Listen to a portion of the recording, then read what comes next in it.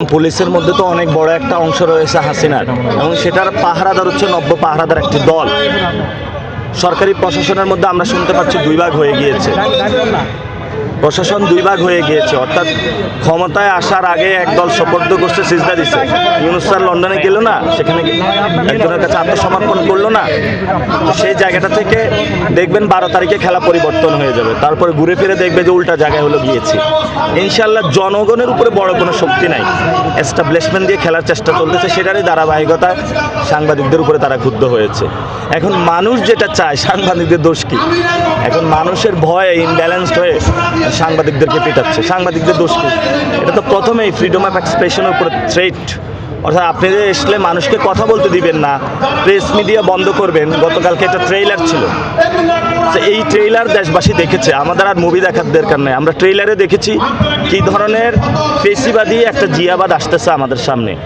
12 তারিখে আপনারা এই জিয়াবাদকে সরিয়ে দেন ইনশাআল্লাহ। সাংবাদিকরা ওপেন জার্নালিজম করতে পারবে, বেতন বা কাঠামো বৃদ্ধি হবে এবং একটা কাঠামোর মধ্যে নিয়ে আসতে হবে। এবং সাংবাদিকদের জন্য আমরা হেলথ ইন্স্যুরেন্স চালু করবো, কারণ আপনারা যখন কাজ করতে যান হেলথের প্রবলেম হতে পারে, যে কোনো একটা ইনসিডেন্ট হতে পারে, যাতে আপনাদের সেফটি থাকে এবং অ্যাক্সেস টু হেলথ থাকে, সেটা আমরা নিশ্চিত করবো। সাথে সাথে আপনি দেখেন ওয়ার্ল্ডে আল জাজিরা একাডেমি আছে, টিআরটি একাডেমি আছে, ভালো ভালো একাডেমিতে ওয়ার্ল্ডের সবাই একসাথে আসে, কথা বলে, ভিউজগুলো এক্সচেঞ্জ হয়। আমরা সাংবাদিকদের জন্য যে প্রতিষ্ঠানগুলো আছে সেগুলো শক্তিশালী করব এবং পুরো ওয়ার্ল্ডের সাথে কানেক্টিভিটি করে আমরা নতুন দিগন্ত উন্মোচন করব, যাতে এখানের যে ভিউজগুলো আছে তাদের সাথে আপনারা এক্সচেঞ্জ করতে পারেন। তাদের ভিউজগুলো আমরা নিব, যেটা আমাদের জন্য সুইটেবল, উইল ইমপ্লিমেন্টেড। শুধু আমরা যারা সংস্কার প্রক্রিয়া মানবে এবং তারা চাঁদাবাজি সন্ত্রাসী করেছিল, তারেক রহমান বলেছিলেন এগুলো এসে ঠিক করবেন, উনি তো তাদেরকে এসে নমিনেশন দিলেন। তাহলে তারেক রহমান যদি নব্য আওয়ামী লীগের পাহারাদার হন, সন্ত্রাস চাঁদাবাজ দুর্নীতির পাহারাদার হন এবং তিনি ভারতীয় এস্টাবলিশমেন্টের বাংলাদেশে পাহারাদার হন, সে তারেক রহমানের সাথে কোনো আমরা বসাও নাই, আলোচনার সুযোগও নাই আমাদের।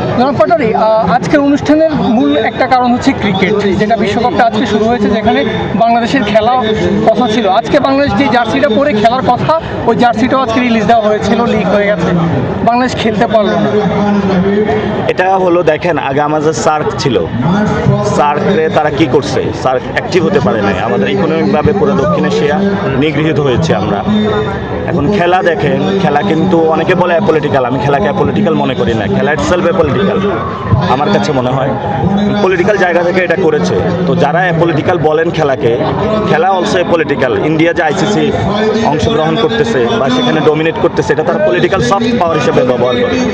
পলিটিক্যাল জায়গা থেকে একটা হলো সফট পাওয়ার, একটা হলো হার্ড পাওয়ার। আমাদের খেলাটা হলো একটা সফট পাওয়ার।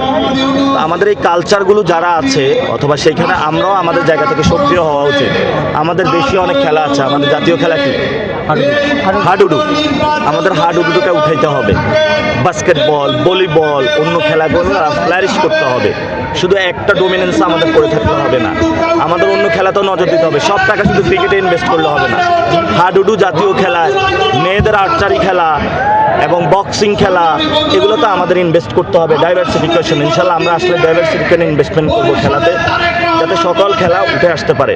আর ইন্ডিয়া যেটা করলো, ইন্ডিয়া তো একটা ফ্যাসিস্ট রাষ্ট্র, তাদের ফ্যাসিস্ট কাঠামো, তারা কখনো মুসলমানদেরকেও ভালো রাখতে পারবে না, এমনি সাধারণ মানুষকেও ভালো রাখতে পারে না, এবং বিশ্ব মঞ্চে তারা কোথাও জায়গা পাবে না এই ধরনের অসভ্য চরিত্র নিয়ে।